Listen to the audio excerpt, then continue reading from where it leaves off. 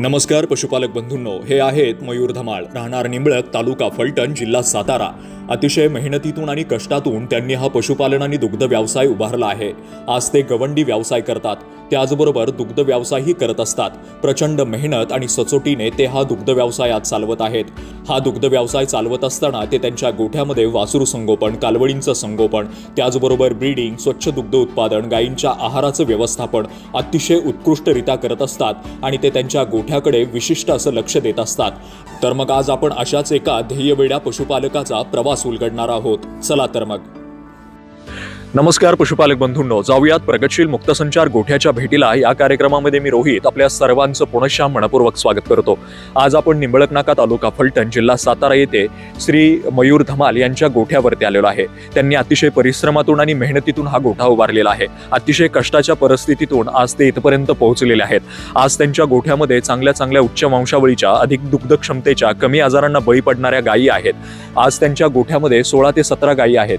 आज हा पशुपालन व्यवसाय करत असताना ते सांगतात की प्रत्येक गोष्ट मी मोजमाप करून करत असतो, त्याचबरोबर प्रत्येक गोष्टीच्या नोंदी ठेवत असतो आणि पशुपालनामध्ये कोणकोणत्या गोष्टी चांगल्या आहेत, कोणकोणत्या गोष्टी आपल्या पशुपालनामध्ये आपल्याला तोटा देऊ शकतात, या गोष्टींवरती बारकाव्याने विचार करून पशुपालन आणि दुग्ध व्यवसाय करतो। आज ते त्यांच्या गोठ्यामध्ये उत्तम पद्धतीने आहाराचं व्यवस्थापन करतात। त्यांच्या गोठ्यामध्ये सगळ्यात चांगल्या पद्धतीची गोष्ट आहे ती म्हणजे त्यांच्या गोठ्यामध्ये असलेलं ब्रीडिंग आणि ब्रीड। अतिशय उत्तम पद्धतीचं ब्रीड त्यांच्या गोठ्यामध्ये आहे। आज त्यांच्या गायी सगळ्या 30 ते 35 लिटर पर्यंतच्या गायी आहेत आणि अधिक दुग्ध क्षमतेच्या आहेत, कमी आजारांना बळी पडणाऱ्या आहेत। आज त्यांच्याशी बोलताना सगळ्यात महत्त्वाची गोष्ट सांगायची इच्छा होते की अतिशय मेहनतीतून आणि परिश्रमातून त्यांनी हा व्यवसाय उभा केलेला आहे। आज ते गवंडी काम करतात आणि त्याचबरोबर हा दुग्ध व्यवसाय देखील चालवतात। आज जर विचार करायला गेलं तर एवढ्या वैभवाच्या पाठीमागे प्रचंड कष्ट, मेहनत, एकाग्रता आणि एकनिष्ठपणा हा आपल्याला दिसून येतोय। खरं तर एवढं मोठं वैभव उभा करताना त्यांना प्रत्येक गोष्टींचा सामना करावा लागला, प्रत्येक कष्टांचा सामना करावा लागला, परिस्थितीचा सामना करावा लागला। आज आपण त्यांच्या गोठ्यामध्ये येऊन याच गोष्टींविषयी त्यांच्या चर्चा करणार आहोत की पूर्वीचे दिवस कसे होते, गोठा कसा उभारला, किंवा गोठ्यामध्ये आता तुम्ही काय काय करता, या अशा सविस्तर गोष्टींविषयी आपण चर्चा करणार आहोत। तर चला तर मग आज आपण त्यांच्याकडून जाणून घेऊयात की पशुपालनातलं त्यांचं तंत्र काय आहे। नमस्कार सर, आमच्या प्रेक्षकांना आपली एक छोटीशी ओळख करून द्या। नमस्कार, माझं नाव मयूर लक्ष्मण धमाळ, तालुका फलटण, जिल्हा सातारा। तर सर, मला आता तुमच्यासाठी एक प्रश्न विचारायचा आहे। पहिला प्रश्न आहे, तर पशुपालनाविषयी आपण बोलतच जाऊ पुढे पुढे, पण एक प्रश्न विचारायची की हे पशुपालन आज तुम्ही उभा केलेलं आहे, म्हणजे याच्यामध्ये आज तुमच्याकडे 15 ते 16 गायी आहेत, चांगल्या उच्च वंशावळीच्या गायी आहेत, अधिक दुग्ध क्षमतेच्या गायी आहेत, परंतु हे वैभव उभं करण्यामागचं आयुष्य कसं होतं, काय करत होता पूर्वी, कसं होतं आयुष्य, म्हणजे त्याविषयी आम्हाला ऐकायला आवडेल। 10वी नंतर शाळा सोडल्यानंतर 2007 साली रोजंदारीवर जसं काम मिळेल, परिस्थिती पुढे शाळा शिकण्यासारखी नव्हती, त्यामुळे जसं रोजंदारीवर काम मिळेल तसं मी साधारण 70 रुपये रोजंदारीपासून काम सुरू केलं होतं। त्यानंतर 80, 90, 100 रुपयापर्यंत रोजंदारी काम केलं। ते रोजंदारीचं काम करत करत मला एक चेअरमनने, आमच्या जवळचे संबंध होते, ते म्हणले की साधारण एक काय घेऊन सुरुवात तरी कर, कसं वाटतंय बघ तुला, कारण त्यावेळेस तरकारी करायचो, तरकारीचं पीक रानात यायचं, साधारण 50 ते 60 दिवस तरकारी येण्यात जायचं आणि तोडल्यानंतर त्याला भाव कसा मिळतोय किंवा त्यांचा लेबरचा खर्च काढला तर त्या खर्चातून कधी कधी असं व्हायचं की लेबरचाच खर्च निघत नव्हता।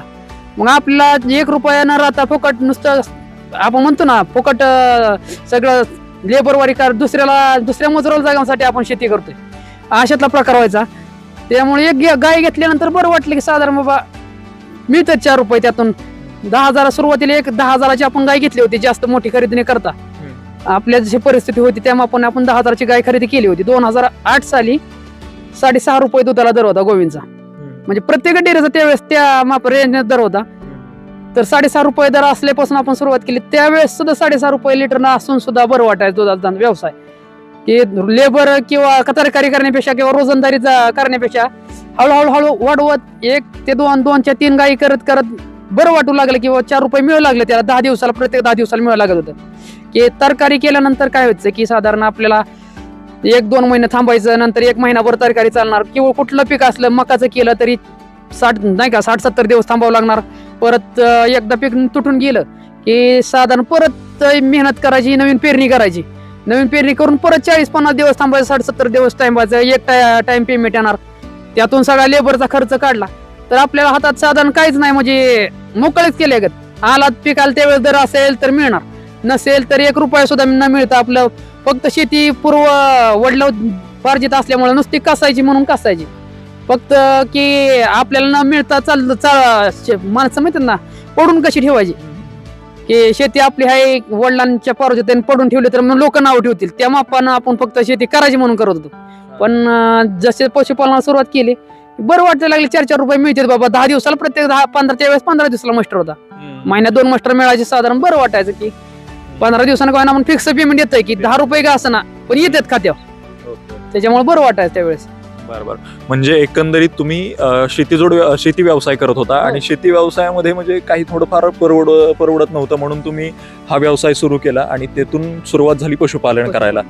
मग आता ज्यावेळेस तुम्ही आता बऱ्याच गोष्टी सांगितल्या की पूर्वीचा काळ कसा होता, पैशा पाण्याच्या अडचणी, बऱ्याच गोष्टी, आणि जे येत होतं ते सगळं मोलमजुरांना जात होतं किंवा काहीच राहत नव्हतं हातात. तर आता तुम्ही पशुपालन करताय, चांगल्या पद्धतीचं पशुपालन आहे. आज तुम्हाला पंचकृषीमध्ये ओळखलं जात आहे, चांगला एक ब्रीडर फार्म म्हणून तुमचा फार्म ओळखीचा आहे लोकांच्या.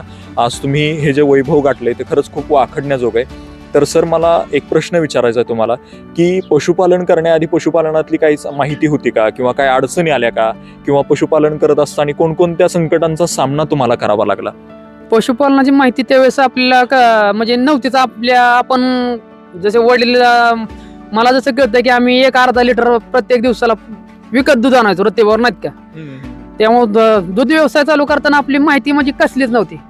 आपण सुरुवात करायची कुठून सुरुवात म्हणजे करावीच लागणार, त्यामुळे त्यावेळेस घेतली दुसऱ्यांच्या सल्ल्यानुसार किंवा म्हणा डॉक्टरांच्या सल्ल्यानुसार. त्यावेळेस आपण करत गेलो.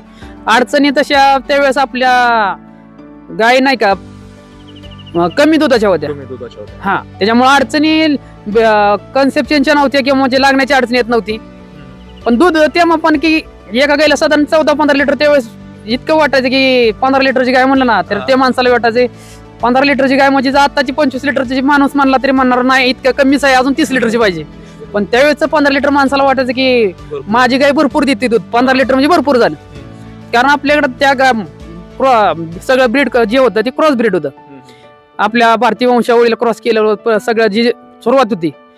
10 ते 5-10 लिटरच्या हिशोबाने 15 लिटर, शेवट 15 लिटर म्हणलं तरी माणसाला इतकं वाटायचं की आम्हाला पण स्वतःला वाटायचं की 15 लिटर देते म्हणजे भरपूरच झालं. आपला गाय आता बऱ्यापैकी चांगलं दूध देते, त्यामुळे 15 लिटरच्या 2-3 गायी घेतले की 45 लिटर गेलं तरी अगदी पैसे भरपूर यायचे त्या काळात. हा, आणि आताच काळ ब्रिडिंगचा आहे त्याच्यामुळं 25-30 लिटरच्या गाय जरी म्हणलं तर मला अजून वाटतं की माझ्याकडे 40-45 लिटरच्या गायी तयार व्हाव्यात. हा, बरोबर आहे. म्हणजे एकंदरीत तुम्हाला अडचणी म्हणजे की माहिती नव्हतं कशा आहेत किंवा काय ब्रीडिंगच्या विषयी माहिती नव्हत्या. म्हणजे ब्रीडिंग ही सगळ्यात महत्वाची गोष्ट होती जी तुम्हाला माहिती नव्हती आणि तुम्ही ही केली. तर भांडवलीचं वगैरे काय अडचणी आल्या होत्या का, किंवा काय पैशा पाण्याच्या उभारताना काय? आज तुम्ही एक मुक्तसंचार गोठा उभारलाय, अतिशय चांगल्या पद्धतीचा मुक्तसंचार गोठा आहे, म्हणजे 2 चिंचेची झाड आहेत आणि एकदम नैसर्गिक पद्धतीनं उभारलेला हा गोठा आहे आणि चांगल्या पद्धतीचा गोठा आहे. तर असं गोठा उभारताना, गायी खरेदी करताना किंवा काही अडचणी येत असतात, म्हणजे काही गायी आजारी पडतात किंवा आपल्याला कुठेतरी लॉस होतो, तर अशा काही अडचणी आल्या होत्या का? हो, अडचणी काय विषय की शेती करायचं किंवा पशुपालन करायचं म्हणलं तर शेतकऱ्याला सुरुवातीला म्हणजे माणसं म्हणतात ना 5वीला पोचलेली अडचण. हा, मग ते 5वीला पोचलेली अडचण शेतकऱ्याला प्रत्येकाची ती मला पण आल्या होत्या अडचणी. माझे पण आता साधारण 2-3 गायी अशा काय म्हणतात ना आपण दगावल्या होत्या. 2-3 गायी दगावल्या, 2-3 गायी वासरा अशी लहानपणीच अशी मरकटली, थोडी मरकट राहायची किंवा मरून जायची. त्यामुळे अडचणी खरेदी करताना पण अडचणी झाल्या. माहिती नसल्यामुळं खरेदी करताना पुढचे आपण म्हणतो ना माणूस चांगली वस्तू कोणच देणार ना. मी माझ्या गोट्यातले तुम्हाला चांगली वस्तू देणार ना, तुम्ही मला चांगली देणार ना. आपल्याला माहिती नसल्यामुळे आपण गेले की ते माणूस आपल्याला चांगलं वाटायची. प्रत्येक गाय अशी दिसताना चांगली तब्येतीने दिसते, मोठी गाय, कास खाली भरपूर मोठी, की आपण पहिला काय माणूस अंदाज लावायचा माणूस कास मोठी पाहिजे, गाय मोठी पाहिजे तरच दूध आहे. त्यामुळं आपण पण पहिले मोठ्या गाय घ्यायचो आणि त्याच बाबतीत फसायचं की त्या मोठ्या गायला खायला पण जास्त लागायचं, त्याचा मेंटेनन्स वाढवायचा, मास्टाईडचं प्रमाण वाढायचं, त्याचा गाभण राहण्याचा काळ, भाकड काळ वाढायचा. ते भरपूर अडचणी जायची. आणि त्याच्यात नंतर ते जर का समजा गाभण राहिलीच पुढच्या त्याला त्याचं सडच नक्की खाली गावायचा, मोठे कास असल्यामुळं सडकट होणार, किंवा गाई विताना तिचे म्हणतात ना बॉडी स्ट्रक्चर मोठी एकदम असल्यामुळे उठणारच नाही, तब्येत कॅल्शियम डाऊन होणार, भरपूर अडचणी आहेत. शेती म्हणले पशुपालन म्हणले की अडचणी येणारच ना. मग ह्या अडचणी सगळ्या होत्या ज्या पशुपालनातल्या, म्हणजे तुम्ही आता सांगितलं की महत्वाच्या अडचणी ह्या होत्या की पशुपालनातली माहिती नव्हती, कसं पशुपालन करायचं, कसं ब्रीडिंग करायचं, गायी कशा सांभाळायच्या याचं माहिती नव्हतं. म्हणजे तुम्ही पूर्वी फार जो व्यवसाय चालत होता तसा करत होता, परंतु तुम्हाला माहिती मिळाली. परंतु तुम्ही ज्यावेळेस गोठा सुरू केला, गायी सांभाळायला सुरुवात केली, तुम्हाला या अडचणी आल्या, तर या अडचणींवरती मात कशी केली आणि ही कसं शिकत गेला तुम्ही? माणूस प्रत्येक अनुभवातून शिकत असतो. आता आपली समजा मागच्या वेळेस गाय बाद झाली, कशामुळे झाली, या अडचण कशी झाली की गाय मोठी घेतली. सगळे म्हणतात माणसं मोठी घ्या गाय, मोठी घ्या गाय, घेतली मोठी गाय, त्याच्या सगळं काय काय अडचण बाबा, मास्टरीचं प्रमाण मोठ्या गायला जास्त होते, कास मोठे आहे म्हणून दूध निघत नाही. दुसरी एक बारकी कासाची गाय आणून बघितली, तिला पण तेवढं दूध, मोठ्या गायला पण तेवढं दूध. बारक्या गायला साधारण लागतंय 20 किलो 30 की 25 किलो चारा, मोठ्या गायला 35-40 किलो चारा. मग मोठे गाय घेण्यापेक्षा आपलं विषय घेतला की बारकी गाय घेऊन ब्रीडिंग जे म्हणतो ना आपण क्वालिटीची गाय, ब्रीडिंगची गाय जी असेल त्याच्या मापाने खरेदी करायची. गायची कास आवळक पाहिजे, चारी सड समान पाहिजेत, तिथं लेग स्कोर चांगला पाहिजे, ऑर्डर स्कोर चांगला पाहिजे. त्यानंतर गायची साधारण वजन 400-450 किलो असले भरपूर झाले. तुम्हाला 600-700 किलोची गाय घेऊन त्याला त्या बॉडीच्या मापाने त्याला खायला पण लागणार आहे. माझं समजा साधारण वजन 60 किलो आहे, मला एक भाकरी भरपूर होते. माझ्यापेक्षा वजन 100 किलोचा माणूस तुम्ही आणला, त्याला तेल तेवढं काम पण होणार नाही, पण त्याला 2 भाकरी त्या लागणार, साधारण डबल खोराक लागणार. म्हणजे जनावरांचा पण तीच अवस्था आहे. मोठी गाय घेतली त्याला चारा डबल लागणार, त्याचा खर्च वाढणार, त्याचा मेंटेनन्स दवाखाना वाढणार. मग त्याच्यामुळे मोठ्या गाय घेण्यापेक्षा आपण बारक्याच गायी साधारण ज्या ब्रीडिंगवरच्या गाय आहेत, ज्या थोड्याफार शेतकऱ्यांना जी माहिती होती त्यांच्याबरोबर जाऊन थोड्या शेतकरी त्यांच्याकडून माहिती घेऊन थोड्या गाई 2-2 गायी खरेदी करत त्यातून अनुभव आला की बाबा चांगल्या गायी घेणे, मोठ्या गायी घेण्यापेक्षा ब्रीडिंगवरच्या चांगल्या क्वालिटीच्या गायी घेतल्या तर फायदा आहे. त्यानंतर ब्रीडिंगच्या थोड्या गायी घेतल्या आणि आपल्याच गोट्यात गोविंदनं मार्गदर्शन केलं आपल्याला की ब्रीडिंगचं काम महत्वाचं आहे. 4 वर्ष झालं आपण ब्रीडिंगवर गोविंद सोबत काम करतोय. मग गोविंदनं काम देऊन वंशसुधार योजना आणली. त्यानंतर त्यांच्या अंतर्गत आपण आपल्याच गोट्यात तयार करू ब्रीडिंगच्या गायी तयार केल्या. आणि जे आपल्या पहिल्याच जुन्या गायी होत्या अनब्रीडिंगच्या, म्हणजे आपल्या क्रॉस ब्रीडच्या सगळ्या गायी होत्या, त्या आपण हळूहळू जसं वाटेल तसं कमी करत गेलो. हा, आणि आपल्या आता जे सगळ्या गोट्यात सगळ्या घरच्याच कालवडी, साधारण 8 ते 9 कालवडी घरच्या तयार आहेत. तर सर, आता तुम्ही जे आम्हाला सांगितलं की माहिती कुठून मिळाली, कसं अनुभवातून कसं शिकत गेलो आणि त्यातून गोठ्यामध्ये बदल कसे करत गेलो, खरंच तुमचा प्रवास हा खूप वाखडण्याजोगा आहे. आणि खरं तर आज एक विद्यापीठच तुमच्याकडं पशुपालनातलं झाल्यासारखं झालेलं आहे. खरंच खूप छान माहिती तुम्ही दिली आम्हाला. तर आता आपण तुमच्या पार्श्वभूमीविषयी विचारलं, बऱ्याच गोष्टी तुमच्या जाणून घेतल्या, तुम्ही काय करता, कसं होतं आयुष्य, काय होतं, बऱ्याच गोष्टी विचारल्या, पशुपालनाकडे का वळाला आणि पशुपालनामध्ये आता तुम्ही ह्या सध्या घडीला पशुपालन कसं करताय हे विचारण्याची वेळ आली. आपल्या पशुपालकांना बऱ्याच जणांना वाटत असेल की हे पशुपालन कसं करतात, पशुपालनामध्ये ह्यांचं तंत्रज्ञान कसं वापरतात किंवा ह्यांचं तंत्र काय आहे पशुपालनाचं, अशा बऱ्याच गोष्टींचे प्रश्न आज त्यांना पडलेले असतील. तर आपण त्याच प्रश्नांकडे वळूयात. तर आज तुम्ही हा जो मुक्तसंचार गोठा उभारलेला आहे, अतिशय नैसर्गिक पद्धतीनं मुक्तसंचार गोठा उभारलेला आहे. 2 झाडांचा वापर केलेला आहे आणि त्याचबरोबर तुम्ही झाडांना काथ्या सुद्धा गुंडाळल्या. अशा बारीक बारीक गोष्टी तर आम्हाला तुमच्या गोठ्यामध्ये दिसत आहेत. तर हा प्रश्न विचारायचा आहे तुम्हाला की मुक्तसंचार गोठा टाकल्यापासून काय फायदे झालेत आणि एवढा कमी खर्चामध्ये, लो बजेटमध्ये, आणि तेही नैसर्गिक पद्धतीनं उभारलेला मुक्तसंचार गोठा आहे. तर ही संकल्पना कशी आली आणि आता काय फायदे होतात तुम्हाला त्याचे? मुक्त गोठा संकल्पना साधारण 4-5 वर्षापूर्वी आपण मुक्त संचार गोठा केला होता. शेजारी बरेच गोविंदचे गोटे व्हायचे ना, मुक्त संचार गोठा ही संकल्पनाच गोविंद आणली होती गोविंद डेअरीत. त्यांच्या अंतर्गत त्यांनी पहिला गोठा मुक्त संचार इथं निंबळ गावातच हिरालालजी सस्ते यांच्या गोट्यावर त्यांनी प्रयोग केला होता. त्यांचा यशस्वी झाला. त्यानंतर शेजारच्या शेतकऱ्यांनी त्यांचा बघून त्यांना जसं बरं वाटलं की बाबा 10 गायी जर का असतील, एक माणूस साधारण दिवसभर गुंतूनच पडतोय की 10 गायी सकाळी उठवायची, त्यांचं शेण काढायचं, शेण काढल्यानंतर चारा टाकला की धुवायच्या, धुतल्यानंतर परत दिवसभर त्यांचं शेणच काढत बसायचं किंवा पेकच होतोय माणूस, संध्याकाळी परत शेण काढायचं, परत चारा टाकायच्या, दुसऱ्या दिवशी परत रुटीन आला दिवस म्हणते ना सारखाच. तशीच परिस्थिती होती की रोज शेण काढणे, त्यांना धुणे किंवा त्यांचं काय असेल ते गोचणाचा, आपण गोचिड जर का त्यांचं बघितलं तर एका जागेवर बांधलेल्या गायींचं गोचिड झालत नाही, वर्ष 2-2 वर्ष तशाच गोचिडांना गाय खाल्लेल्या असते. आणि मग तेच जर का मुक्त गोट्यात बघितलं तर जनावरला गोचेड पण बघायला मिळणार नाही बऱ्यापैकी, म्हणजे 90% तर नाहीच. आजार कमी, मास्टॅटिसचं प्रमाण कमी, किंवा तुमचा भाकड काळजी आहे. तुमचा मोकळ्या गोट्यात जर का तुम्हाला जनावर जर का माझावर जर आलं लगेच पटकन कळून येतं. जनावर दुसऱ्या अंगावर जनावर म्हणतो ना आपण, जनावर उडतं दुसऱ्या जनावरच्या अंगावर किंवा उड्या मारतं. आणि पाणी 24 तास त्यांना पिण्याचे पाणी, 24 तास पिण्याचे पाणी. आपण त्यांना 24 तास पाणी मुक्त बंदिस्त गोट्यात देऊ शकणार नाही. आपण सकाळी एक टाइम पाणी पाजलं की संध्याकाळी त्यांच्याकडे बादली घेऊन जातोय. त्यांची दिवसाची तहान किती, दिवसात त्यांना 1 लिटर, आपण दिवसातून उन्हाळ्या दिवसात किती साधारण पाणी पितो की 10 ते 12 वेळा पाणी पितो. मग जनावरला आपण तेवढं देऊ शकतोय का बांधून ठेवल्यानंतर 10 ते 12 वेळा पाणी?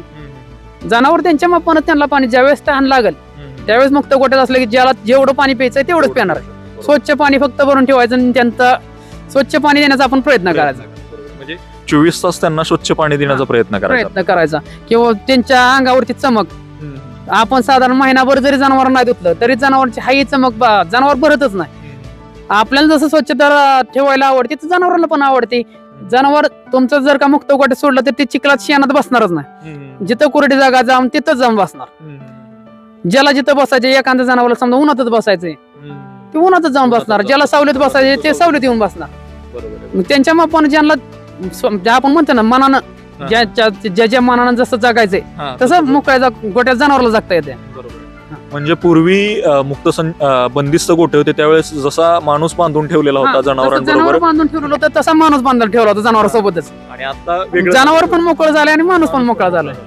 नाही, खरंच खूप छान. म्हणजे की तुम्ही सांगितलं की बंदिस्त गोठ्यामध्ये जो माणूस बांधलेला होता तो माणूस आज मुक्त संचार गोठ्यामुळे मोकळा झाला आणि तुम्हाला मुक्त संचार गोठ्याचे भरपूर असे फायदे होत आहेत हे सांगितलं तुम्ही आम्हाला. तर आता मला त्याच्याच जोडीला एक प्रश्न विचारायचा आहे की तुमच्या मुक्त संचार गोठ्यामध्ये बऱ्याच गोष्टी तुम्ही वेगवेगळ्या पद्धतीनं करण्याचा प्रयत्न केलेला आहे. म्हणजे जसं की तुम्ही झाडांना काथ्या गुंडाळलेला आहे, त्याचबरोबर तुम्ही कुंड्यांची व्यवस्थित योजना केलेली आहे, कुठे कुठे ठेवायच्या, पाण्याच्या कुंड्या सेपरेट आहेत, खाण्याच्या कुंड्या सेपरेट आहेत. तर हे कसं आहे, एकंदरीत गोठ्याचं स्ट्रक्चर कसं आहे तुमच्या, कशी संकल्पना आली, कसे उभारली? मुक्त गोठा संकल्पना म्हणजे गोविंदचं मुक्त गोठा जे असतील किंवा इतर शेतकऱ्यांची कुंड्या, आपण डेअरींचा विषय घेण्यापेक्षा जे शेतकरी मुक्त गोठा करतात त्यांच्याकडे जाऊन पहिल्यांदा बघितलं बाबा नक्की त्यांच्या काय अडचणी, मुक्त गोठ्याला अडचणी कशा आहेत, की त्यांचं नियोजन कसं आहे गोठ्यांचं, त्यांचं दिवसाचं शेड्यूल कसं आहे. की बाबा काही जणांचं कसं आहे की एक शेड सेपरेट आहे, त्या शेडला पण पैसे गुंततात, साधारण 1-1.5 लाख रुपये शेडला गुंतवले. त्यानंतर मुक्त गोठा आहे, मुक्त गोठ्याला पैसे गुंततात. थोडंच आपला विषय काय की भांडवलाची कमतरता असल्यामुळे आपण एखादं सगळं घेण्यात ठरवलं. म्हणजे जनावर सकाळचं 1 तासभर बांधून ठेवलं, त्यात 2 तासात आपण साधारण 2 तासात चारा टाकायचा आणि धार काढून घ्यायचं, त्यानंतर मोकळं करून सोडायचं. एका जनावरांना समजा खाल्लं नाही तर त्याचं उष्ट राहिलं किंवा शिल्लक राहिला चारा, ज्याला भूक आहे ते जनावर दुसरे येऊन खाते. त्याच्यामुळे आणि आजार नसल्यामुळे, आजारी जर का एखादं जनावर पडलं तर ते सेपरेट आपलं शेड आहे, ते सेपरेट शेड मध्ये 2-3 दिवस जोपर्यंत त्याचा आजार हटत नाही ते सेपरेट नेऊन बांधायचं. त्याच्या वेळेस आजारातून पूर्णपणे बरं होईल त्यानंतर इकडे आणून मोकळ्या गोठ्यात सोडायचं. त्याच्यामुळे त्याचा संसर्ग म्हणतो आपण किंवा जे असेल ते दुसऱ्या जनावर काही होणार नाही. तर तुम्ही आता आम्हाला खरंच खूप छान माहिती दिली की गोठ्यामध्ये कोणकोणत्या गोष्टीच्या कमतरता असतात मुक्त संचार गोठ्यामध्ये, आपण त्यामध्ये काय करू शकतो, काय अडचणी येतात.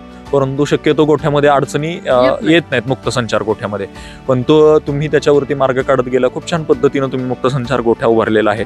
तर आता आपण थोडं पुढे वळूयात की आज तुमच्या गोठ्यामध्ये किती गायी आहेत आणि कसं, म्हणजे त्या गायींचं संगोपन कसं असतं, तुमचं दिवसाचं रुटीन कसं असतं? आपल्या गाईत लहान मोठे जनावर 15 आहेत. सकाळी आपल्याला साधारण 5:30-6 वाजता सुरुवात करतो मी, 6:15 वाजता साधारण 2.5 ते 3 तासात त्यांचा 50% आपला मुरघास असतो कंटिन्यू. आपल्याकडे काय चारा अवेलेबल आहे त्याचा आपण मुरघास करतो किंवा इतर शेतकऱ्याकडून थोडा आपला उपलब्ध होतो बऱ्यापैकी चारा, त्यांचा घेऊन आपण मग 50% मुरघास देतो आणि 50% हिरवा चारा. सकाळी 2 तास साधारण गोठ्यात कामाला जातात, संध्याकाळी 2 तास कामाला जातात. दिवसभर आपण मोकळा राहतो, त्यात आपण दुसरीकडे कामाला जाऊ शकतो किंवा दुसरं काय आपलं जे असतं शेतीतले कामं ते करू शकतो. आणि जनावरांचा विषय आता मोकळ्या गोठ्यामुळे बाकीच्या कामांचा काही विषय राहिला नाही. फक्त दुपारी त्यांच्यावर लक्ष ठेवणे, पाणी संपलंय कुंड्यातलं किंवा एखादं जनावर माझावं आलंय ते बांधून ठेवायचं. बाकीचे काय अडचणी असतील, एखादं जनावर कोणतं ते कळतं आपलं 2-3 तास सकाळचे कळतं की खाल्लं नाही कुठलं जनावरांना, त्याचे काय डॉक्टर आले की त्यांच्याकडे आपलं तपासणी करून त्यांना काय असतील ते उपचार करून टाकायचे. म्हणजे एकंदरीत तुम्हाला मुक्तसंचार गोठ्याचे फायदे भरपूर झालेले आहेत. आणि तुम्ही आता सांगितलं की दिवसाचं रुटीन कसं असतं, म्हणजे सकाळी कसं असतं, दिवसभर तुम्ही काय करता आणि संध्याकाळी काय करता. तर मुक्तसंचार गोठ्यामुळे तुम्हाला वेळ मिळतोय दुसरं काम करायला. तर तुम्ही या व्यतिरिक्त काय काम करता अजून? मी आता या व्यतिरिक्त बांधकाम करतो. बांधकाम व्यवसाय आपला छोटासा आहे. साधारण दिवस साधारण आता चालू काळात बांधकाम मजूरला 800 ते 900 रुपये हजेरी आहे. मग हे बांधकाम बघत बघत मला साधारण 700-800 रुपये मिळून जाते दिवसाचे. साधारण दिवसा आठवड्यातून जनावरांचं बघत बघत मला 4-5 हजार रुपये ते पण शिल्लक राहतात. ह्याला सेपरेट वेळ देण्याची मला गरज लागत नाही मुक्त गोट्यामुळे. जिथं मी बांधून दिवसभर राहायचो गोट्यांपाशी म्हणजे गायांपाशी, ते आता मला मुक्त गोट्यामुळे माझं मला काम बघायला गावतंय. साधारण 4-5 हजार ते आठवड्याचे येतात. महिना 20,000 रुपये ते पण मला मिळून जातात जनावरांचे. आणि ह्यांच्या आरोग्यावर बांधून गोट्या असल्यामुळे ह्यांच्या आजारावर जे खर्च व्हायचा किंवा ह्यांच्या मला मेहनत जी व्हायची ती कमी झाली आणि त्यातून माझा फायदा होतो मुक्त गोट्यामुळे. म्हणजे आता दुहेरी फायदा दुहेरी तुमचा फायदा मुक्तसंचार गोठ्यामुळे होतोय. तर आता मला त्याच्या जोडीला अजून एक प्रश्न विचारायचा आहे की आज तुमच्या गोठ्यामध्ये एवढ्या 15 ते 16 गायी आहेत, चांगल्या गायी आहेत. तर त्यांच्या आहाराचं व्यवस्थापन कसं असतं एकंदरीत गोठ्यामध्ये, आणि तुम्ही तुमच्या शेतामध्येही त्यांच्यासाठी पिकांचं नियोजन कसं करता, म्हणजे किंवा चारा पिकांचं नियोजन कसं करता, याविषयी आम्हाला ऐकायचंय. चारा पिकांचं नियोजन म्हणजे आपण जे सीझनला जे अवेलेबल होईल. आता सध्या मक्याचा सीझन आहे. मग आता मका आपल्याला 3 एकर क्षेत्र आहे. 3 एकरात मकाच आहे आता सध्या 100%. आता उन्हाळा येईल, उन्हाळ्यानंतर उन्हाळ्यात मका आपल्या रानात दम काढत नाही किंवा टेम्परेचरला मका पीक दम काढत नाही. त्यावेळेस आपण शुगर गेस किंवा आपले मेगा स्वीट या वैरणीचा वापर करतो. त्यावेळेस ते लागवड करायची. म्हणजे ज्या सीझनला जे मिळेल तसं नियोजन करून ठेवायचं. फक्त 50% मुरघास फिक्स ठेवायचा. 50% मुरघास असला तुमचा कुठल्या इतर चारा 25% नेपेर असू द्या, इतर किंवा 25% असू द्या, सुका चारा असू द्या, कुठलेच अडचण येत ना. सुक्या चारात आता वैरण मिळतील, वैरण घेऊन ठेवायची. साधारण 1000 पेंडी काय जसं मिळेल जेवढा अवेलेबल होईल जास्तीत जास्त तेवढा म्हणतं स्टोरेज करून ठेवायचं, स्टॉक करून ठेवायचा. किंवा जून जुलैमध्ये पावसाळ्याच्या काळात आपल्याला अडचण येऊ नये. म्हणजे एकंदरीत तुम्ही चारा पिकांचं अशा पद्धतीनं नियोजन करता शेतामध्ये, आणि कुठं उपलब्ध होत असेल चारा शेतकऱ्यांना मिळाला तरी आपण घेऊन ठेवला पाहिजे, आणि सुका चारा आपण स्टॉक करून ठेवला पाहिजे. बरोबर आहे. अशा पद्धतीनं तुम्ही तुमच्या पिकांचं. मग आता तुम्ही तुमच्या जनावरांना कशा पद्धतीनं आहाराचं व्यवस्थापन करता, म्हणजे त्याच्यामध्ये काय काय खायला घालता, कसं घालता, किंवा किती प्रमाणात घालता, या गोष्टींविषयी ऐकायचं आम्हाला. जनावरांना आता मी मागाशी म्हणलं तर 25% 50% मुरघास म्हणजे साधारण एका वेळेस 12 ते 13 किलो मुरघास दिला जातो. ओलाचा 10 किलो मुरघास दिला जातो. ओला चारा साधारण 5 ते 7 किलो पर्यंत मुरघास दिला, सुका ओला चारा दिला असतो. 3 किलो सुका चारा, असं 20 किलो एका टाइमला साधारण जनावराला जातं. आता आपण वजन एवढा परफेक्ट वजन घेत नाही. साधारण अंदाजे 20 किलो जातो टोटल. आणि सकाळी 3 किलो एका गायला गोळी म्हणजे काय असेल ते तुमचं कन्सन्ट्रेट फीड ते 3 किलो सकाळी 3 किलो संध्याकाळी दिलं जातं. जसं ज्या गाईचं दूध आहे समजा 20 किलो 400 ग्राम लिटरला, प्रत्येक लिटरला 400 ग्राम, 300 ग्राम गाईच्या दुधासाठी आणि 100 ग्राम शरीर पोषणासाठी त्या मापाने दिलं जातं. साधारण एक आपण म्हणतो वंजळभर खपरी पण दिली जाते की गायची तब्येत पण राहिली पाहिजे, फॅट लागली पाहिजे. गायच्या अंगात जेवढी ताकद राहील, जेवढी गाय निरोगी राहील तेवढा तुमचा फायदा आहे. डॉक्टरांचे जितकं खर्च कमी होतील, जनावर जितकं निरोगी राहील तेवढ्या मापान जनावर वेळेत माझा पण येणार आहे, वेळेत तुमचा भाकळ काढ पण वाचणार आहे आणि तुमचा फायदा होणार आहे. मग एकंदरीत आता तुम्ही या सगळ्या गोष्टी सांगितल्या की तुम्ही कॉन्सन्ट्रेट फीड किती घालता, सुका चारा किती घालता, मुरघास किती घालता, किंवा ओला चारा असेल किंवा तो जो हिरवा चारा असेल तो किती घालता, या गोष्टींविषयी आम्हाला सांगितलं. तर एकंदरीत याचं मोजमाप कसं ठेवता तुम्ही की किती प्रमाणात चाऱ्याला खर्च झालेला आहे, कशा पद्धतीनं चारा आपला आज गेलेला आहे, किंवा किती कॉन्सन्ट्रेट आज जनावरांना गेलेला आहे, याचं मोजमाप कसं असतं, किंवा त्याचं काय ठेवता का लिहून वगैरे काय? प्रत्येक गोष्टीची नोंद ठेवावंच लागणार. कारण गोठा जर करायचं म्हणलं तर आपण वडलोपार्जित जर का करत गेलो की बाबा काय नाही होऊन द्या, किती पण खर्च होऊन द्या, नाही काय अडचण, किंवा जनावर मोठं दिसलं पाहिजे, आपल्या अंगावर कातड नाही राहिलं तरी चालतंय.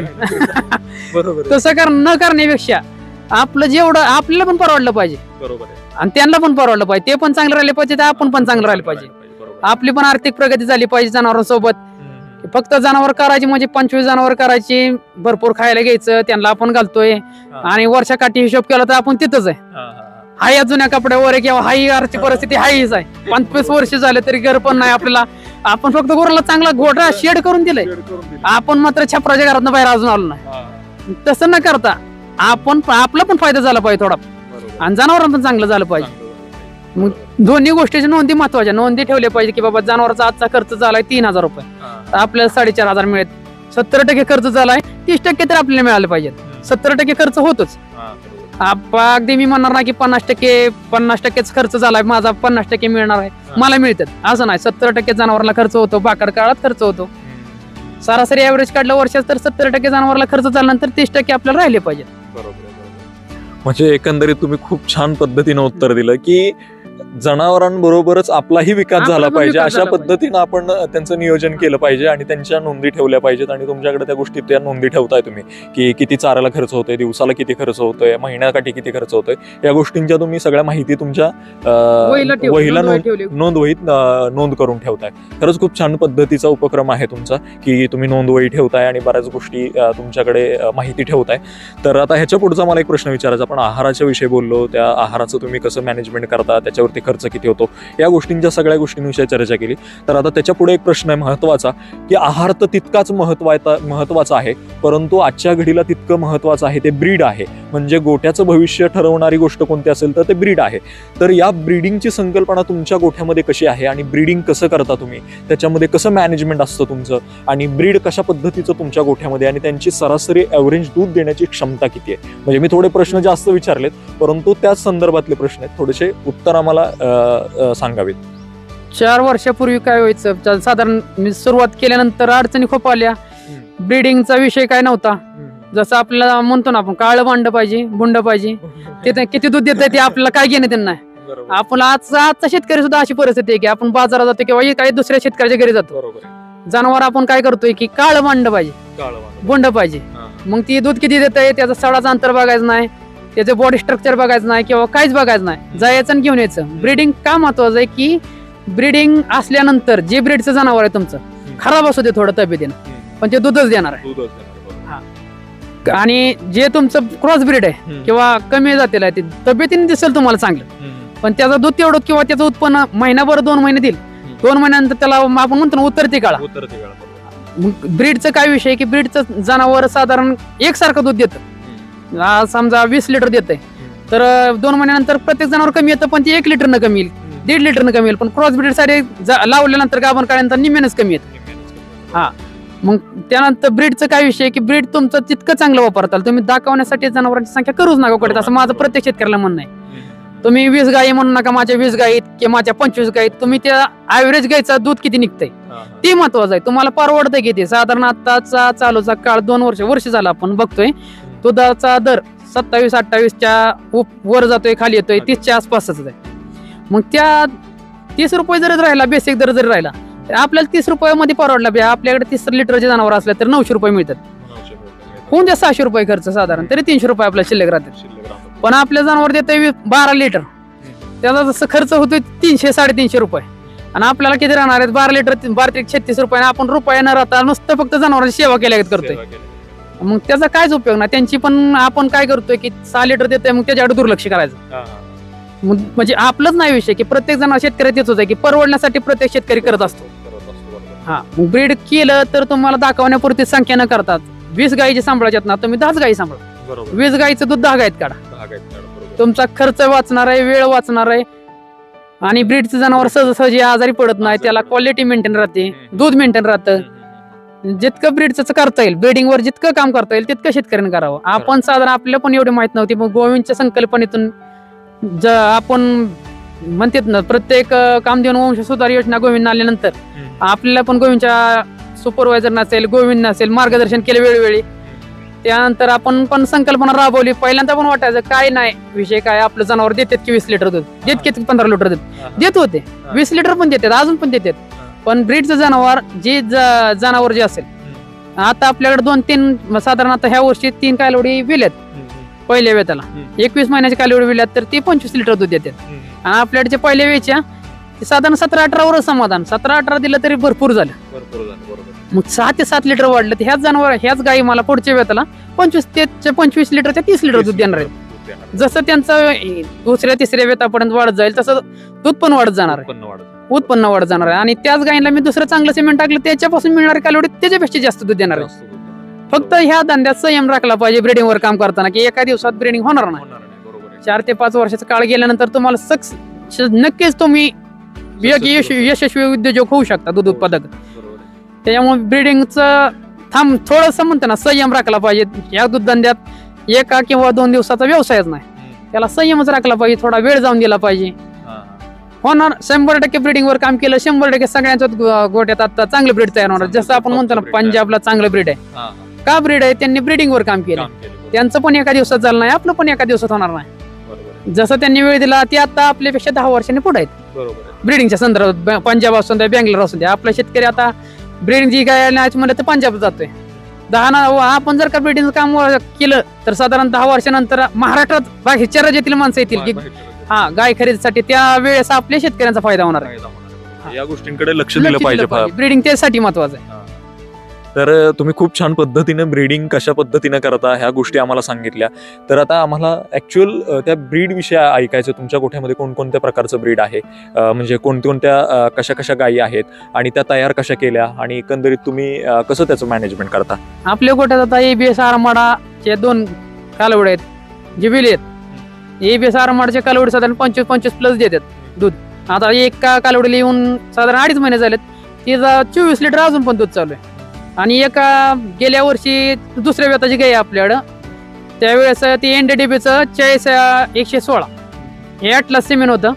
ते सिमेंटला आता दुसऱ्या व्यताला आपल्याकडं 35 लिटर दूध आहे दुसऱ्या व्यताला. मग 35 लिटरची गाय तुम्ही 15 लिटर 2 सांभाळण्यापेक्षा 35 लिटरची सांभाळल्यानंतर, आणि ब्रीडिंगचं असल्यामुळे त्याला आजार पण खूप कमी आहे. माणसाला वाटतं की 35 लिटरची गाय मेंटेनन्स खूप देणार, अजिबात तसं काय नाही. ब्रीडिंगचं असल्यानंतर ते दूध तुम्हाला दूध देत आहे, पण त्या मापाने मेंटेनन्स तुम्ही त्याची शरीराची गरज जर का भागवली, समजा मिनरल मिक्सचर असेल, दिवसाला त्याला 100 ग्राम मिनरल मिक्सचर पाहिजे. मिनरल मिक्सचर दिलं, त्याचा जेवढं कन्सन्ट्रेट फीड आहे 35 लिटर काढायचं, मग साधारण त्याला 10 किलो 5 किलो सकाळची गोळी लागते, 5 किलो संध्याकाळची गोळी लागते. मग तेवढं जर का दिलं, तुम्ही 2 गायीला जेवढं खर्च करणार तेवढ्या एका गायीला खर्च केला 1.5 गायीतच माझा अंदाज आहे की 1.5 गायीतच बघतोय. पण संख्या बळ वाढवण्यापेक्षा, मोकळी गोट्या संख्या वाढवण्यापेक्षा जास्तीत जास्त जर का ब्रीडिंगचं काम केलं जास्तीत जास्त दूध मिळेल.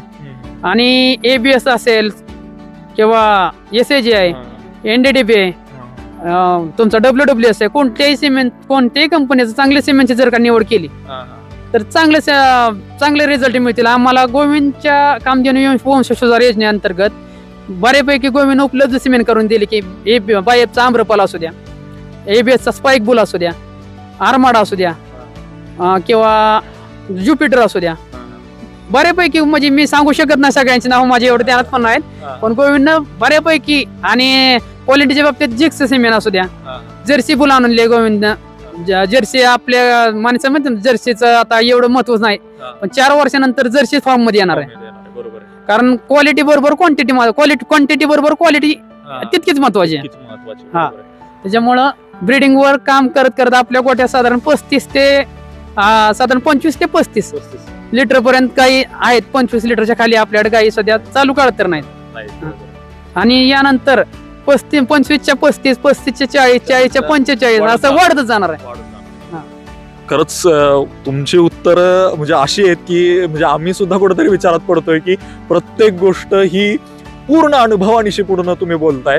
आणि एक सगळ्यात महत्वाची गोष्ट की खरं तर आज आमच्या गोविंद डेअरीच्या प्रत्येकाला अभिमान आहे की आमच्याकडे तुमच्यासारखे पशुपालक आहेत. म्हणजे आज जेवढे आमच्याकडे सिमेंटची नावं माहिती नाहीत की हे कोणतं बुल आहे किंवा काय आहे, आज आमच्या पशुपालकाला अगदी शेती मातीत काम करणाऱ्या पशुपालकांना आज त्यांच्या गोठ्यामध्ये कोणतं ब्रीड आहे, ते कितीपर्यंत दूध देतं, ते कसं आहे, काय आहे, ते कसं राहणार आहे किंवा कसं आपल्याला दूध देणार आहे, या गोष्टींची इत्तंभूत माहिती आज त्यांना आहे. आणि खरंच ही आमच्यासाठी अभिमानाची गोष्ट आहे की आमचे पशुपालक इतक्या चांगल्या पद्धतीनं काम करतायत. आणि आम्ही उगीच म्हणत नाही की आमचा प्रत्येक पशुपालक हा शास्त्रज्ञ आहे, तो त्याच्या गोठ्यामध्ये प्रत्येक गोष्ट चांगली आणि नाविन्यपूर्ण कशी करता येईल या गोष्टींकडे लक्ष देत असतो. आणि याच गोष्टींचं आम्हाला भरपूर असं समाधान आहे. तर आपण पुढच्या चर्चेकडे वळूयात. तर सर तुम्ही आम्हाला ब्रीडिंग विषयी सांगितलं, बऱ्याच गोष्टी ब्रीडिंग विषयी बोललो आपण, बराच काळ ब्रीडिंग विषयी बोललो आणि चारा व्यवस्थापनाविषयी बोललो. तर आता आपण थोडंसं पुढे सरकूयात आणि तो पुढचा प्रश्न तुमच्यासाठी असा असेल की आता तुम्ही ब्रीडिंग सांगितलं, चाऱ्याचं व्यवस्थापन सांगितलं, तर एकंदरीत गायींचं व्यवस्थापन कसंही सांगितलं, परंतु तुम्हीही मागेही थोडंसं बोलला की आमच्या गोठ्यामध्ये शक्यतो गायी आजारी पडत नाहीत, परंतु तुमच्या गोठ्यामध्ये आहाराचं व्यवस्थापन कसं असतं हे जे विचारलं, त्याचबरोबर आरोग्याचं व्यवस्थापनही तितकंच महत्त्वाचं आहे. तर ते कसं करता तुमच्या गोठ्यामध्ये? आरोग्याचं व्यवस्थापन म्हणजे प्रत्येक गाईला 100 ग्राम साधारण सकाळी 50 ग्रॅम संध्याकाळी 50 ग्रॅम मिनरल मिक्सचर दिलं जातं. आणि जनावरांचं काय आपण जे चारा देतोय त्यातून जनावरांची शरीराची पूर्तता तेवढी होत नाही, कारण आता आपण सगळे बघतोय की आधी 3 ते 4 महिने लागत होते एका पिकाला, मक्याच्या पिकाला, आता 2 ते 2.5 महिन्याचं पीक येते. म्हणजे थोडक्यात आपण म्हणतोय ना सगळं हॉर्मोन्स मध्ये बदल झाल्यासारखं सगळ्याच जनावरांचा असू द्या किंवा कोंबडीचा असू द्या किंवा कशाचा असू द्या. 40 दिवसात कोंबडी आधी 3 महिने लागत होते, 40 दिवसात येते.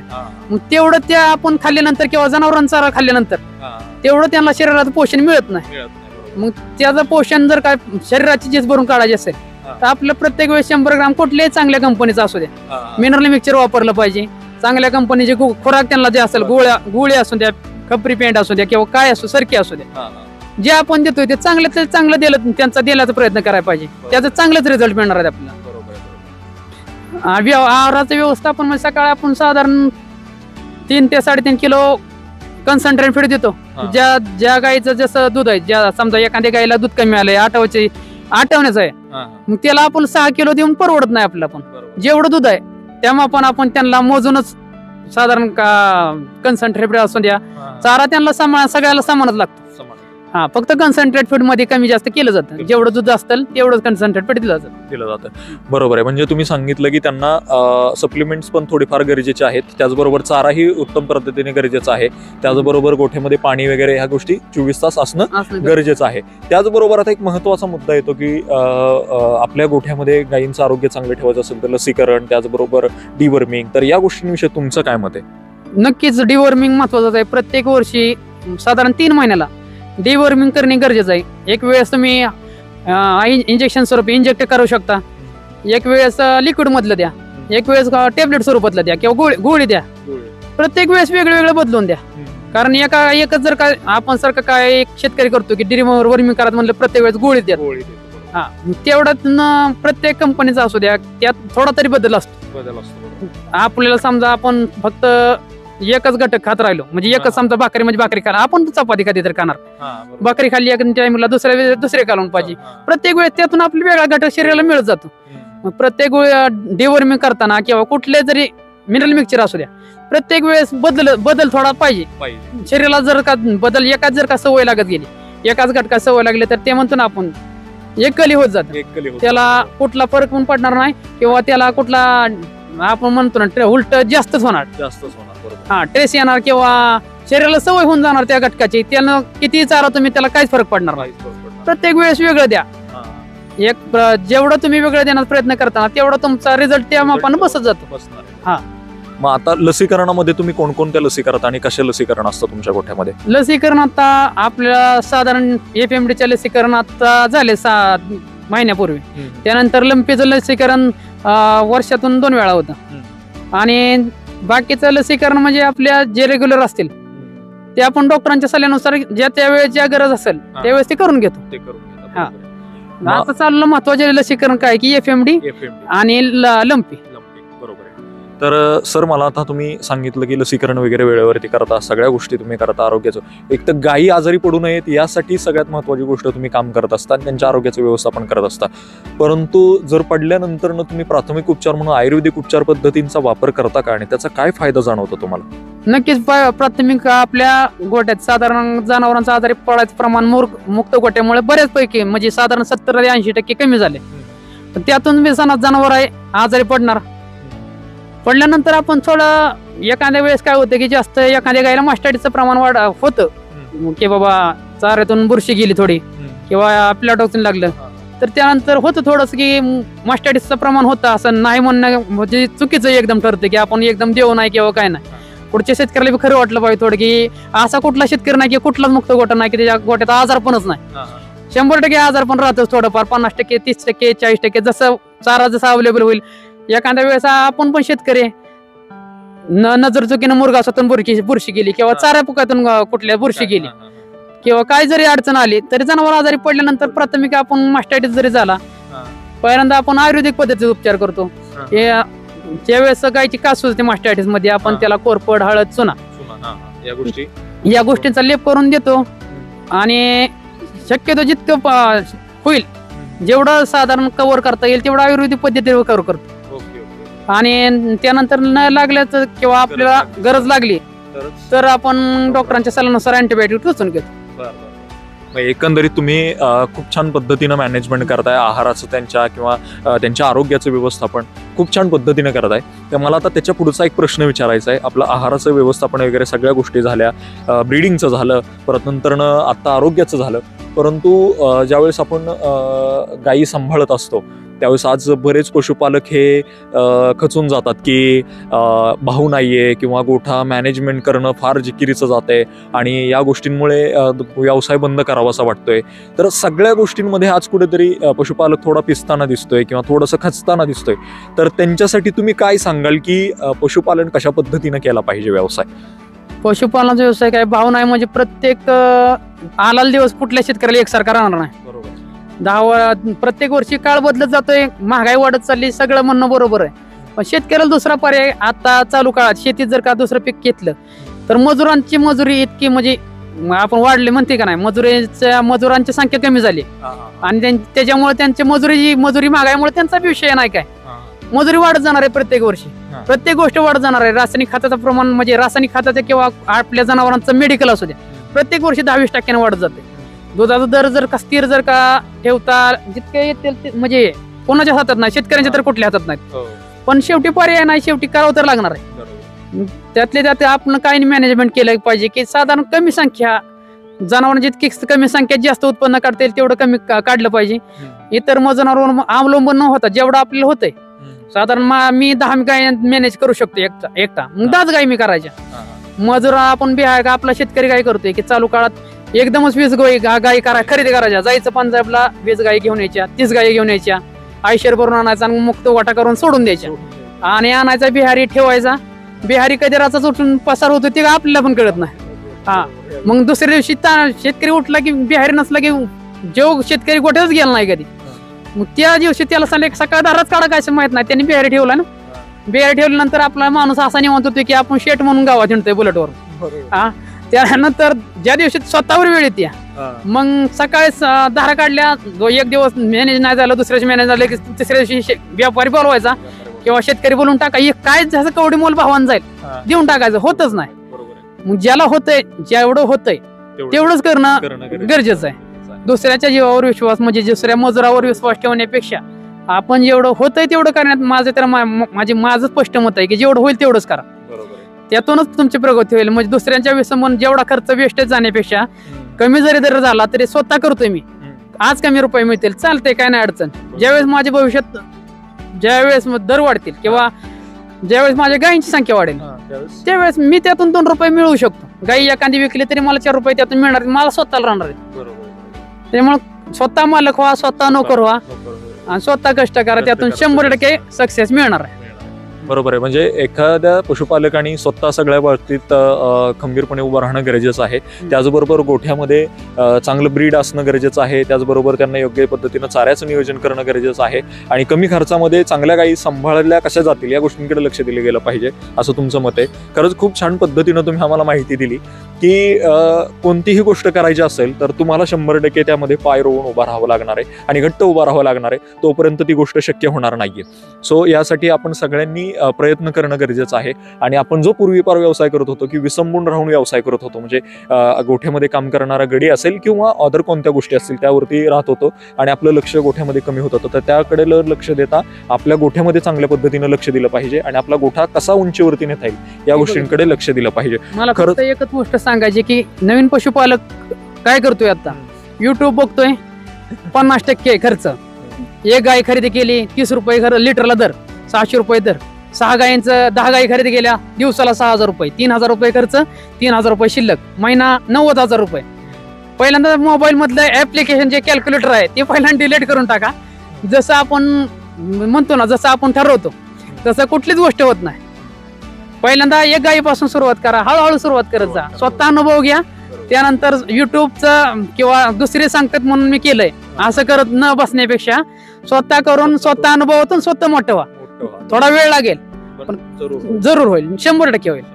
बरोबर आहे. खरंच खूप छान पद्धतीने आम्हाला हे उत्तर दिलं आणि माहिती दिली की प्रत्येक गोष्टीला एक वेळ असतो आणि आपल्याला प्रयत्न करत राहावे लागतात. कोणतीही गोष्ट म्हणजे तूप खाल्लं की रूप येत नाही, त्यासारखीच गोष्ट आहे. हळूहळू तुम्हाला प्रत्येक गोष्टींकडे मिळत जाणार आहेत आणि तिथं तुम्हाला प्रयत्न करावे लागणार आहेत. म्हणून लगेच एखादा गोठा 60-70 हजार रुपये महिना कमवतोय, लाख कमवतोय, 2 लाख कमवतोय, तर तो त्या मागचा टायमिंग बघा, तो किती आहे, किती वर्ष काम करतोय. आपण नुसता त्या वर्षातला आकडा न बघता मागील सगळ्या गोष्टी बघितल्या पाहिजेत आणि काम केलं पाहिजे. त्याच्यात नक्की त्याला अडचणी काय आल्या, त्या नक्की माणूस काय करतोय की मी माझ्या आता गोट्याची चांगल्याच गोष्टी तुम्हाला सांगणार आहे. मी सांगणार तुम्हाला माझ्या गोट्यात 10 गाय आहेत, माझं 200 लिटर दूध जातंय, मला 6,000 रुपये मिळतात, 4,000 रुपये खर्च. पण मागच्या साधारण भाकड काळात मला 2,000 सुद्धा मिळत नव्हते. ती सुद्धा मी गोष्ट सांगितली पाहिजे की मला 2,000 मिळत होते. माझ्या खर्च अंगलोट पडत होता, साधारण 2-3 महिना अंगलोट जरी गेला तरी 8-9 महिने मला पैसे मिळतात. मी फक्त चांगल्या गोष्टीच न सांगता प्रत्येक शेतकऱ्यांनी सगळा खरा जे अनुभव असेल तेच सांगितलं पाहिजे. युट्यूब किंवा कुठले जरी मार्गदर्शन असेल, म्हणजे कुठल्या जरी आपण शेतकऱ्याकडे जरी विचारायला गेलो, त्या ज्या गाई साधारण 15 लिटर देत असले तर मी सांगतो 25 माझी 30 लिटर दूध देते. तसं न करता स्वतः जर का खऱ्या गोष्टी असेल त्याच सांगितले पाहिजेत. कारण आपल्या मार्गदर्शनातून दुसरा शेतकरी आपलं बघून काहीतरी घेणार आहे किंवा त्याला काहीतरी वाटणार की आपलं ह्याला परवडते तर आपल्याला परवड, आपण का करू नये. त्यामुळे जेवढ्या खऱ्या गोष्टी असतील तेवढे सांगितलं पाहिजे.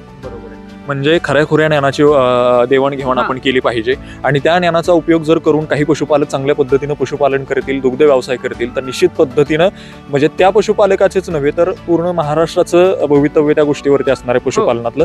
कारण आज तुम्ही जसं मागाशी म्हटला की बेंगलोर किंवा पंजाबवरून लोक इथे येतील गायी खरेदी करण्यासाठी. 10 वर्षानंतर ब्रीडिंगवर काम केल्यानंतर 100% परिस्थिती होईल की आपल्या राज्यातला जो पैसा बाहेर जातोय किंवा आपल्या राज्यातला शेतकरी जो बाहेर जाऊन गायी खरेदी करतोय, तो बाहेरच्या राज्यातला शेतकरी आपल्या राज्यात आला पाहिजे आणि बाहेरचा पैसा आपल्या शेतकऱ्याला मिळाला पाहिजे. निश्चित. खरंच खूप छान पद्धतीनं तुम्ही उत्तर दिले आणि खूप छान पद्धतीनं तुमचं मतही व्यक्तिगत मत मांडलं, तेही खूप खरंच छान पद्धतीची गोष्ट आहे. आता तुम्ही सांगितलं की खचून न जाता प्रयत्न केलं पाहिजेत, सगळ्या चांगल्या पद्धतीनं पशुपालन कसं करता येईल या गोष्टींकडे लक्ष दिलं गेलं पाहिजे. खरंच तुमचा जो अनुभव आहे खरंच वाखडण्याजोगा आहे. आणि मला अजून एक प्रश्न थोडासा विचारायचा आहे जाता जाता. सर, आपलं शिक्षण किती सांगितलं तुम्ही आम्हाला? मी 10वी पास आहे. म्हणजे तुम्ही आता आम्हाला सांगितलं की 10वी पास आहे, शेती व्यवसाय करता, त्याचबरोबर जो बांधकाम व्यवसाय आहे तो करता. खरंच म्हणजे बुद्धिशून्य होण्यासारखी गोष्ट आहे की आज तुमच्याकडं प्रत्येक सिमेंटची नावं माहिती आहेत. ABS पाईक आहे, तिचं बुल माहिती आहे, तिला किती लिटर दूध आहे या गोष्टी माहिती आहेत. अँटीबायोटिक्स काय असतं हे देखील माहिती आहे. त्याचबरोबर अफ्लाटॉक्झिन काय आहे हे देखील माहिती आहे. जनावरांना कोणकोणती औषधं कशा पद्धतीनं दिली गेली पाहिजेत या गोष्टींविषयी माहिती आहे. प्रत्येक गोष्टी आता जर काही लोकांना विचारलं कॉन्सन्ट्रेटेड फीड म्हणजे काय तर हे सांगता येणार नाही का, तर त्यांना माहिती आहे की मी देतो पण ते काय आहे ते माहिती होणार नाही. म्हणजे आपण पशुखाद्यांनाच कॉन्सन्ट्रेट फीड म्हणतो हे माहिती होणार नाही. म्हणजे तुमच्याकडं प्रत्येक गोष्टींची इंग्लिशमध्ये माहिती आहे, त्याचं नाव माहिती आहे, त्याचं प्रमाण माहिती आहे, त्याचे फायदे माहिती आहेत. तुम्ही न्यूट्रेंट विषयी मगाशी बोलला की किती न्यूट्रेंट त्यांना जाणं गरजेचं आहे, त्यांच्या शरीराच्या पोषणासाठी किती गरजेचं आहे आणि कशा पद्धतीनं गरजेचं आहे. इतकी इत्तंभूत आणि सविस्तर माहिती तुम्हाला या पशुपालनातली आहे.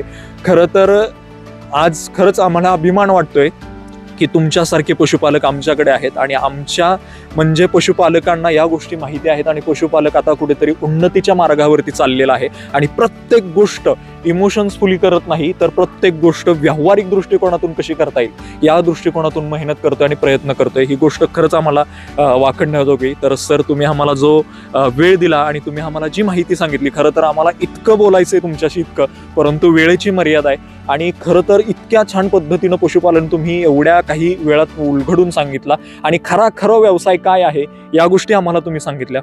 खरंच खूप छान. आणि तुमच्या जे ज्ञान आहे त्याला खरंच गोविंद डेअरीचा खूप मोठा सलाम आहे की इतक्या चांगल्या गोष्टी तुम्ही इतक्या कमी वयामध्ये इतक्या कमी दिवसामध्ये तुम्ही शिकला आणि पशुपालन चांगल्या पद्धतीनं सांभाळताय आणि जे काय ॲक्च्युअल आहे, रिअल आहे त्या गोष्टी तुम्ही मांडण्याचा प्रयत्न केला. खरंच खूप धन्यवाद सर, आम्हाला तुमचा जो अमूल्य वेळ दिला आणि एक छानशा चर्चेला सहभागी झालास त्याबद्दल. तर खरंच खूप खूप आभार. आपण इथून पुढेही अशा छान छान व्हिडिओ तुमच्यासोबत घेऊन येत राहू. तुमचं ज्ञान आमच्या पालकांपर्यंत पोहोचवत राहू. आम्हालाही अशाच पशुपालकांची गरज आहे की जे लोकांना प्रेरित करतील आणि कुठेतरी पशुपालनामध्ये खुरा पशुपालन कसा व्यवसाय केला जातो आणि फायदेशीर व्यवसाय कसा केला जातो या गोष्टींकडे लक्ष देतील. तर धन्यवाद सर. पाहिलं तर पशुपालक बंधूंनो, जिद्दीच्या जोरावर, मेहनतीच्या जोरावर आपलं शिक्षण काय आहे ते महत्वाचं नाहीये. आपण काय अनुभव घेतोय, आपण काय करतोय, आपण त्याच्यामध्ये किती वेळ वाया घालवतोय किंवा किती वेळ आपण त्यामध्ये प्रयत्न करतोय हे फार महत्वाचं आणि गरजेचं आहे. आज खरं तर जिद्दीच्या कहाण्या अनेक पाहिल्या असतील, अनेक लोक पाहिले असतील की मी हे केलं, मी ते केलं, परंतु मला काय करायचं होतं आणि मी कसं करत गेलो आणि ते करत असताना काय अडचणी आल्या आणि त्या अडचणींवरती मात मी कशी केली या गोष्टी फार महत्वाच्या आहेत. आणि आज खरं तर मयूर धमाल यांच्याकडे पाहून खरंच खूप अभिमान वाटतो की असे लोक आज मेहनत करतायत आणि चांगल्या पद्धतीनं पशुपालनाला चांगले दिवस कसे आणता येईल या गोष्टीविषयी प्रयत्न करतायत. आणि जो खरा व्यवसाय आहे कशा पद्धतीने केला जातो, शास्त्रशुद्ध पद्धतीने व्यवसाय कसा केला जातो, तंत्रशुद्ध पद्धतीने व्यवसाय कसा केला जातो या गोष्टींविषयी त्यांनी आज भरपूर चांगल्या पद्धतीने आपल्याला माहिती सांगितली. खरं तर आज म्हणजे नाही का की लोक विचार करतात की एखादा अशिक्षित आहे किंवा याला काय माहिती असणार आहे किंवा काय यांच्याकडे काय असणार आहे, काय हे पशुपालन करणार आहेत. म्हणजे आज एखाद्या म्हणजे उच्च शिक्षित पशुपालकाला ही लाजवेल अशी कहाणी आज तुम्ही पाहिली की प्रत्येक गोष्ट माहिती आहे. म्हणजे ज्या गोष्टी कदाचित लोकांना माहिती नसतात त्या गोष्टी सुद्धा माहिती आहे. म्हणून पशुपालक बंधूंना आपणही तंत्रशुद्ध पद्धतीनं पशुपालन आणि दुग्ध व्यवसाय केला पाहिजे. आपल्याकडे मेहनत करण्याची ताकद असते, जिद्द असते, फक्त संयम राखणं महत्वाचं असतं आणि टिकून राहणं महत्वाचं असतं हे यांच्या स्टोरीकडून आपल्याला कळतं. म्हणून आपण त्याच गोष्टी केल्या पाहिजेत. तर पशुपालक बंधूंना फार वेळ झालेला आहे, आपण आता इथेच रजा घेण्याची वेळ आलेली आहे. तर मी रोहित आपली इथेच रजा घेतो. भेटूयात, जाऊयात प्रगतशील मुक्तसंचार गोट्याच्या भेटीला या कार्यक्रमामध्ये. तोपर्यंत पाहत राहा गोविंद. आणि मी रोहित आता इथेच रजा घेतो. तुम्ही या गोष्टी नक्की जरूर लक्षात ठेवा आणि हा एपिसोड पूर्ण पहा. आणि तुम्हाला हा एपिसोड कसा वाटला निश्चित कमेंट बॉक्समध्ये कळवायला विसरू नका. भेटूयात पुढच्या मुक्तसंचार गोट्याच्या भेटीला. तोपर्यंत मी रोहित आपली इथेच रजा घेतो. धन्यवाद.